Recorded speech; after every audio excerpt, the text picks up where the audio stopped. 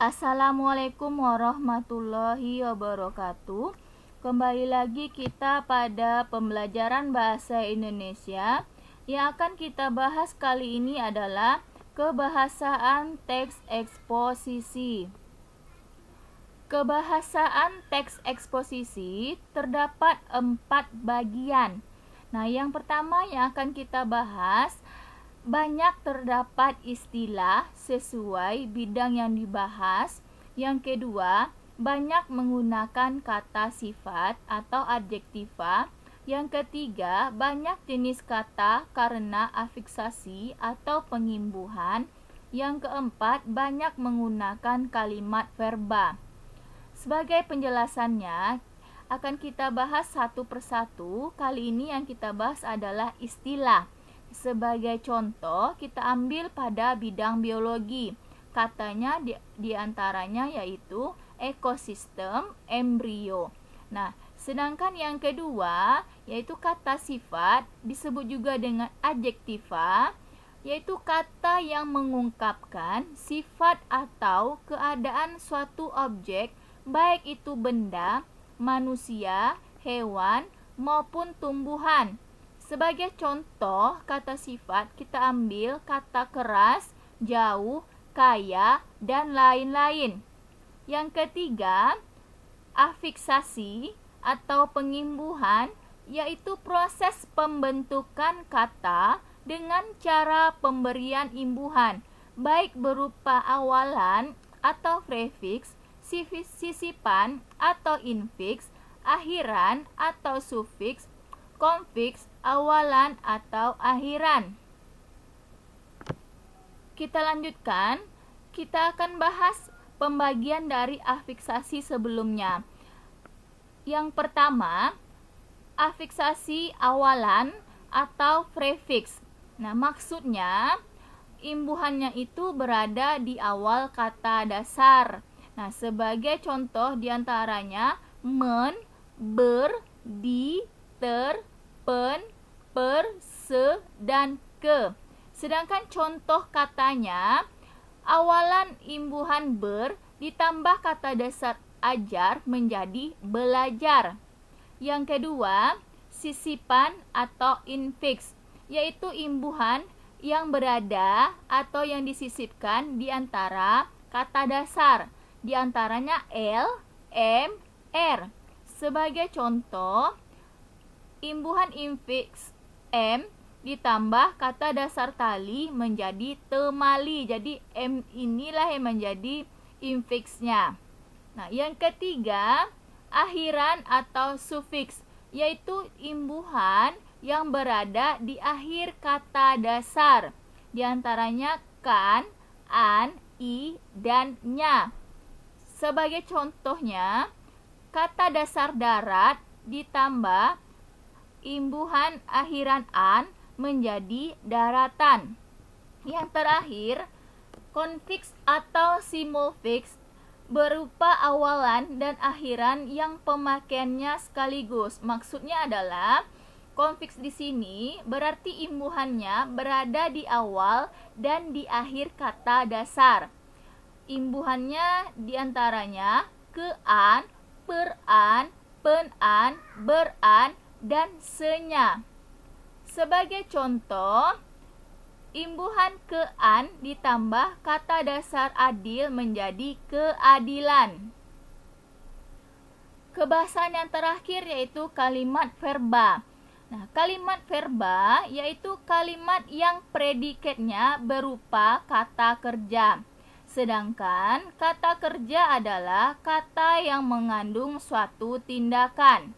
Dalam pembagiannya, kalimat verba ini terdapat 5 jenis kalimat. Yang pertama, kalimat aktif transitif atau eka transitif. Nah, yaitu kalimat yang harus ada objek. Jadi dalam contoh kalimatnya, kalimat tersebut harus mengandung objek. Ia membaca buku pelajaran. Nah, ia di sini sebagai subjek, membaca sebagai predikat, buku pelajaran sebagai objek.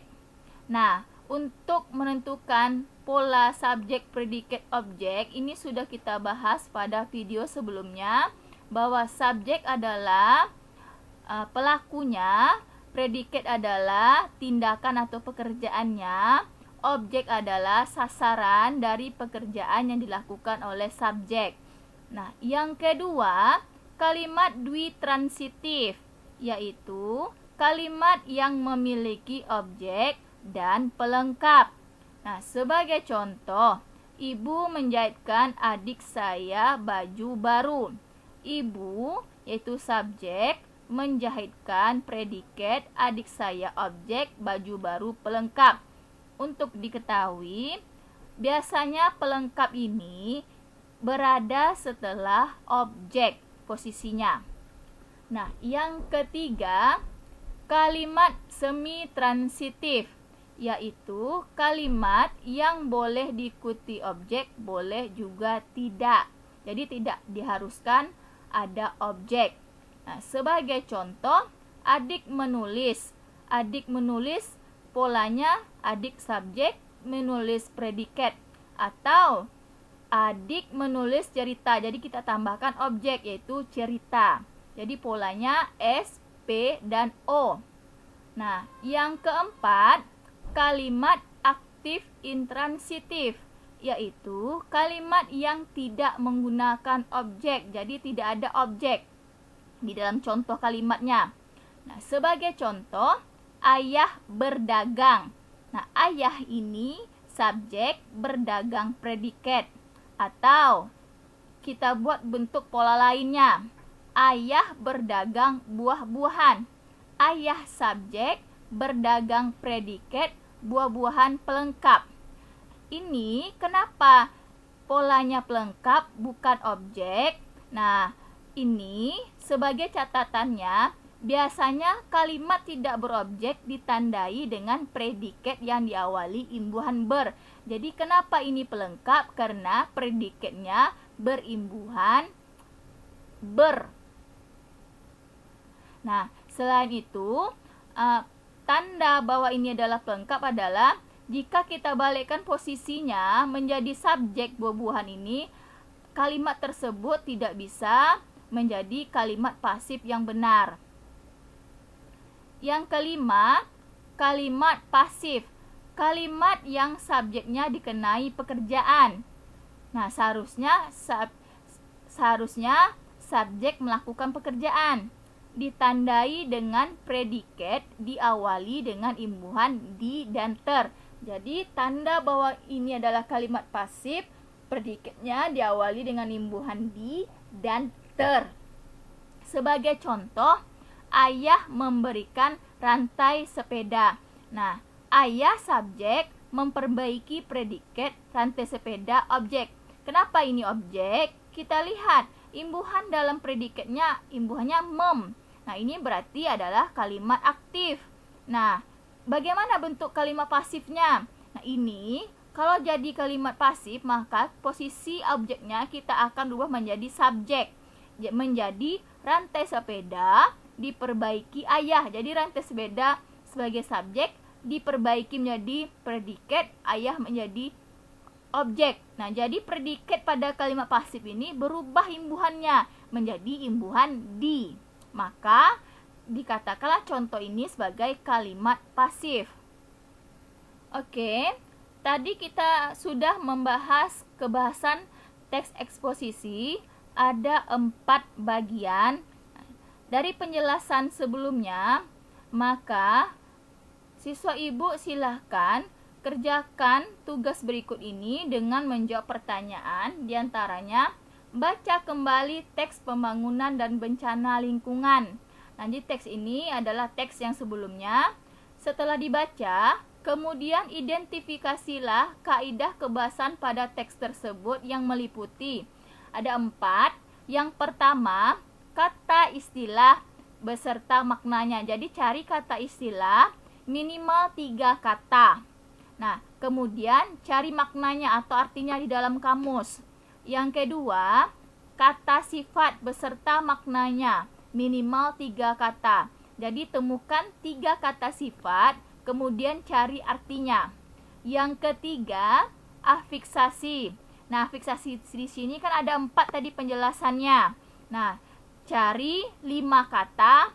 Nah, apakah tergolong prefiks, sufiks, infiks, atau konfiks. Jadi, dari 4 jenis ini, cari 5 kata dalam teks tersebut. Nah, yang keempat, kalimat verba. Tentukan polanya terlebih dahulu. S, P, O, K, dan pelengkap. Nah, setelah menentukan polanya, baru dikelompokkan. Termasuk kalimat aktif transitif kah dia, dwitransitif, semitransitif, intransitif, atau pasif. Minimal 3 kalimat yang ditemukan di antara 5 pola kalimat ini. Tapi sebelumnya tentukan pola kalimatnya terlebih dahulu. Oke, itulah tugas yang mesti dikerjakan. Nah, demikianlah pembelajaran kita kali ini.